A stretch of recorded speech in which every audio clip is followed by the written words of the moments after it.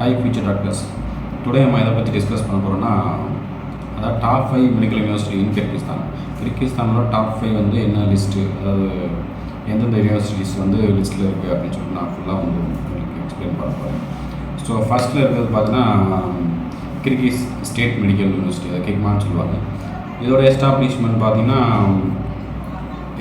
வந்து கிட்டத்தட்ட வந்து 20 years back யூனிவர்சிட்டி, பட் இது வந்து government university. So fees structure அப்படின்னு பார்த்தீங்கன்னா உங்களுக்கு நார்மலாக வந்து 7 to 8 lakhs அந்த மாதிரி ஃபஸ்ட் இயர் வரும். செகண்ட் இயர் பார்த்தீங்கன்னா 4 to 5 lakhs அந்த மாதிரி வரும். ஸோ ஒன் ஆஃப் த கிர்கிஸ்தானில் one of the government university. So second one பார்த்தீங்கன்னா Jalalabad medical university. Jalalabad medical யூனிவர்சிட்டியில் என்ன ஃபீஸ் ஸ்ட்ரக்சர் பார்த்தீங்கன்னா 6 to 7 lakhs வந்து ஃபஸ்ட் இயர் வரும். ஸோ செகண்ட் இயர் வந்து 4.5 lakhs வரும். ஸோ தேர்ட் இயருக்கு வந்து 3 to 4.5 lakhs அந்த மாதிரி வரும். ஸோ இங்கே பார்த்தீங்கன்னா வந்து கிர்கிஸ்தானில் மட்டும் தான், ஆல் ஓவர் வேர்ல்டு வந்து கிர்கிஸ்தானில் மட்டும் தான் வந்து உங்களுக்கு எம்பிபிஎஸ் வந்து 5 year கோர்சஸ் வந்து ரன் பண்ணுறாங்க. So like Russia, Philippines, Vietnam இந்த மாதிரி போனீங்கன்னா உங்களுக்கு 6 year courses. So 6 years courses பார்த்தீங்கன்னா 6 + 1 year அந்த மாதிரி வரும். ஸோ 7 years வந்து நீங்கள் படிக்கிற மாதிரி வரும். பட் கிர்கிஸ்தானில் பார்த்தீங்கன்னா 5 + 1 year, அதாவது 5 year course duration plus 1 year internship அந்த மாதிரி வந்துட்டு கோர்ஸ் வந்து டூரேஷன்ஸ் இருக்குது. ஸோ தேர்டு பார்த்தீங்கன்னா உங்களுக்கு hose medical university. Hose medical university பார்த்தீங்கன்னா நல்ல யூனிவர்சிட்டி தான். பட் நவடேஸ் வந்து ரொம்ப நிறையா ஸ்கேம் வந்து நடக்குது. ஸ்கேம்னா எப்படின்னா ஸ்டூடெண்ட்ஸை ஜாயின் பண்ணி எப்படியாவது ஃபோர்ஸ் பண்ணி ஜாயின் பண்ண வைக்கிறது. ஸோ ஃபீஸ் ஸ்ட்ரக்சர் வந்து ஆல்டர் பண்ணுறது இந்த மாதிரி வருது. ஸோ ஓஸ் மெடிக்கல் யூனிவர்சிட்டிஸ் வந்து நல்ல மெடிக்கல் யூனிவர்சிட்டி தான். பட் வந்து ரொம்ப கேர்ஃபுல்லாக வந்து அட்மிஷன் பண்ணணும். ஸோ நாலாவது வந்து ஏசியன் மெடிக்கல் யூனிவர்சிட்டி. இப்போ ஏசியன் மெடிக்கல் யூனிவர்சிட்டிஸ் பார்த்தீங்கன்னா இப்போ சென்ட்ரல் ஏசியன் மெடிக்கல் யூனிவர்சிட்டின்னு ஒன்று இருக்குது. பட் அது பார்த்தீங்கன்னா உங்களுக்கு ஏசியன் வேறு, central medical Asian. Central Asian medical universities பார்த்தீங்கன்னா உங்களுக்கு ஒரு ஃபேக் மெடிக்கல் யூனிவர்சிட்டின்னு சொல்லலாம், ஏன்னா லோக்கல் லைசன்ஸ் இல்லாத medical university. But Asian medical university பார்த்தீங்கன்னா உங்களுக்கு நல்லா well infrastructure equipped trainer staffs இருக்க யூனிவர்சிட்டி. லைக் வந்து கேஎஸ் இந்த மாதிரி. ஸோ ஓன் ஹாஸ்பிட்டல், ஓன் எல்லாமே வந்துட்டு உங்களுக்கு ஓன் ஃபெசிலிட்டிஸ் எல்லாமே, இந்தியன் ஃபுட்டு அந்த மாதிரி வந்து உங்களுக்கு மோஸ்ட்லி வந்து பார்த்திங்கன்னா யூனிவர்சிட்டிஸ் பார்த்திங்கன்னா உங்களுக்கு நல்ல இன்ஃப்ராஸ்ட்ரக்சர்லாம் பார்த்திங்கன்னா நல்லாயிருக்கும். ஸோ இந்த மாதிரி மெடிக்கல் யூனிவர்சிட்டி அப்ராடில் பொறுத்தவரை வந்து மெடிக்கல் யூனிவர்சிட்டி எப்படி சூஸ் பண்ணணும்னு பார்த்தீங்கன்னா, இப்போ மோஸ்ட் ஆஃப் த ஏஜென்ட்ஸ் வந்து பார்த்திங்கன்னா அவங்களுக்கு வந்து நல்ல பேசிட்டு வந்து அவங்க ஏதோ நல்ல மாதிரி மற்றவங்க ஸ்கேம் பண்ணுற மாதிரி பேசுவாங்க.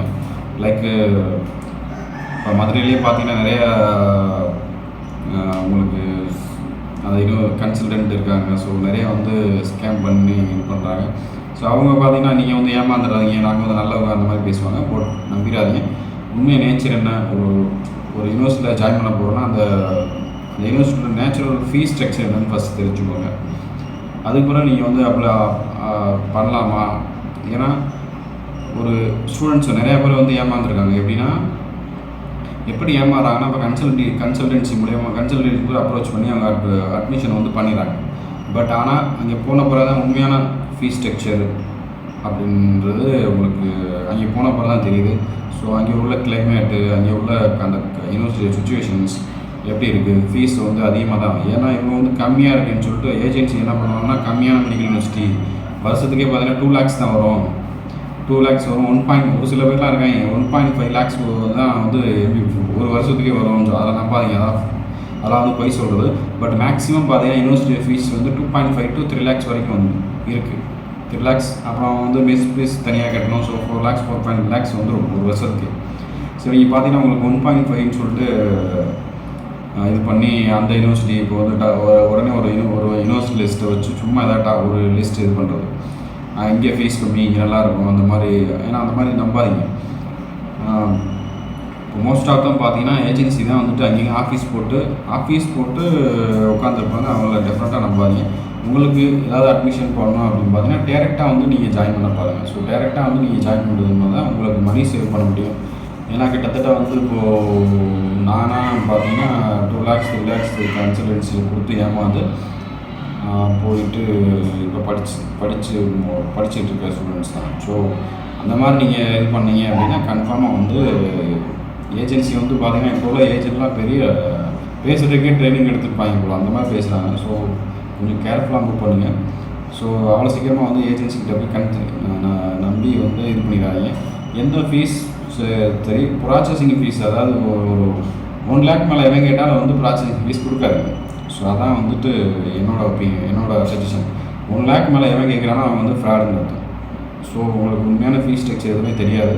ஸோ அப்ராடில் படிக்க போகிறோம் எம்பிபிஎஸ்க்காக கூட வந்து ஸ்டூடெண்ட்ஸ் அவங்களுக்கு வந்து ஏஜ் என்ன இருக்கும், ஒரு 17-18 இயர்ஸ் ஸ்டூடெண்ட்ஸ் அவங்களுக்கு ஒன்றுமே தெரியாது. ஸோ பேரண்ட்ஸ்க்கு மட்டும் தான் நீங்கள் வந்து ரொம்ப கிளவராக இது பண்ணி மூவ் பண்ணணும். ஸோ பேரண்ட்ஸ் நீங்கள் என்ன பண்ணுறீங்க, 1 lakh மேலே வந்து ப்ராசஸிங் ஃபீஸ் கேட்குறாங்க, யூனிவர்சிட்டியில் அப்ராட் எம்பிபிஎஸ் கேட்குறாங்க, யாருக்குமே கொடுக்காதீங்க. ஏன்னா 1 yearக்கு மேலே 1 lakh மேலே டெஃபினட்டாக வராது. ஸோ இதெல்லாம் வந்து 1 yearக்கு மேலே 1 lakh மேலே கேட்குறவன் வந்து ஃப்ராடு. ஸோ இதை வந்து நல்லா வந்து மைண்டில் இது பண்ணிக்கிங்க. 1 lakh மேலே யார் கேட்டால் கொடுக்காதீங்க. 1 lakh வரைக்கும் கொடுக்கலாம். ஏன்னா ப்ராசஸிங் ஃபீஸ் வந்து 1 lakh வரைக்கும் கொடுக்கலாம். அதுக்கு மேலே வந்து நீங்கள் யாருக்குமே கொடுக்காதீங்க, யார் கேட்டால் கொடுக்காதீங்க. அவங்க வந்து ஃப்ராடு, அவங்களை அவாய்ட் பண்ணி இது பண்ணுங்க. உங்களுக்கு எதாவது அட்மிஷன் ப்ரொசீஜர்ஸ், அதாவது அப்ராட் எம்பிபிஎஸ் யூனிவர்சிட்டியில் உங்களுக்கு எதாவது அதை பற்றி எதாவது தெரியணும், இல்லை ஃபுல் டீட்டெயில்ஸ் எங்களுக்கு வேணும், ஃபுல் ஸ்ட்ரக்சர், அதாவது அப்போ ஒரு யூனிவர்சிட்டியில் அட்மிஷன் போடுறோம் அப்படின்னு பார்த்தீங்கன்னா உங்களுக்கு ஃபுல்லோட அந்த யூனிவர்சிட்டியோட ஃபுல் டீட்டெயில்ஸ் ஃபஸ்ட்டு கலெக்ட் பண்ணுங்கள். இன்டர்நெட் மூலியமாக யார்கிட்ட கேட்டு தெரிஞ்சுக்கிட்டு யார் உண்மையை பேசுகிறாங்க, உண்மையை பேசுகிறது யார், இப்படி தான் இருக்கும் அப்படின்னு நீங்கள் ஒரு கன்க்ளூஷன் வந்த பிறகு அவங்ககிட்ட போய் அட்மிஷன் போடுங்க. ஸோ அப்போ தான் வந்து உங்கள் ஸ்டூடெண்ட்ஸ் உங்கள் பையனோட பொண்ணோட வாழ்க்கை வந்து பிரைட்டாக இருக்கும். எப்படின்னா இப்போ சில யூனிவர்சிட்டிஸ் பார்த்தீங்கன்னா அப்ராட் யூனிவர்சிட்டி இந்தியன் ஸ்டூடெண்ட்ஸ் வந்து 200க்கு மேலே சேர்க்கக்கூடாது. ஸோ அந்த ரூல்ஸ் இருக்குது. ஸோ இப்போ வந்து பார்த்தீங்கன்னா இப்போ ஒரு மெடிக்கல் யூனிவர்சிட்டியில் பார்த்தீங்கன்னா ஒரு 300-400 சேர்த்து சப்போஸ் இந்தியன் ஸ்டூடெண்ட்ஸ் அப்ரோச் பண்ணுறாங்க. ஏன்னா அந்த இதெல்லாம் பண்ணுறது கமிஷன் வாங்கிட்டு அந்த கன்சல்டன்ட் இந்த ஏஜென்சி தான் பண்ணுறது. ஸோ ஓவர் லோடிங் கொடுத்த பிறகு ஓவர் லோடிங் என்ன பண்ணுவாங்க, யூனிவர்சிட்டியில் வந்து 200க்கு வேலை, ஏன்னா இந்த பேட்ச்னால் வந்து 200 சர்டிஃபிகேட்ஸ் தான் ப்ரொவைட் பண்ணுவாங்க. அதுக்கு மேலே பண்ண முடியாது. ஸோ இவங்களை வந்து என்ன பண்ணுறாங்கன்னா இப்போ கிரெடிட்னு சொல்லிட்டு பேக் அடிக்கிறது. நல்லா படிக்கிற ஸ்டூடெண்ட்ஸ் இருப்பாங்க, நீ ஃபெயில் எக்ஸாமில் ஃபெயில் ஆகிட்டேன்னு சொல்லிட்டு பேக் அடிக்கணும். ஸோ இந்த மாதிரி ஸ்கேம் வந்து அப்ராடில் வந்து நடக்குது. ஸோ இதெல்லாம் வந்துட்டு அவாய்ட் பண்ணிங்கன்னா நீங்கள் டைரெக்டாக வந்து ஸ்டூடெண்ட்ஸ் மூலியமே அட்மிஷன் போடுறது நல்லது. முழுக்க வந்து 100% வந்து கன்சல்டன்சி நம்பி போகாதீங்க. ஸோ நிறையா கன்சல்டன்சி வந்து இப்படி தான் பண்ணுறாங்க. அவங்க என்னமோ உண்மையை பேசுகிற மாதிரி மற்ற எல்லாம் போய் பேசுகிற மாதிரி பேசுவாங்க. நல்லா பேசுகிறதுக்கு நல்லா ட்ரைனிங் எடுத்துருக்காங்க இந்த கன்சல்டன்சி, அப்ராட் கன்சல்டன்சி எல்லாமே. ஸோ நல்லா பேசலாம், அந்த பையன் உண்மையை இது பண்ணுவான் அப்படின்னா அவங்க யாரையும் நம்பாதீங்க. ஸோ உங்களுக்கு எதாவது அட்மிஷன் வேணும்னா ஃபர்தராக வந்து என்னால் முடிஞ்ச அளவுக்கு டீட்டெயில்ஸ் கலெக்ட் பண்ணி உங்களுக்கு தரேன். ப்ளஸ் வந்து ஜென்யூனான ஃபீஸ் ஸ்ட்ரக்சர், ஜென்யூனான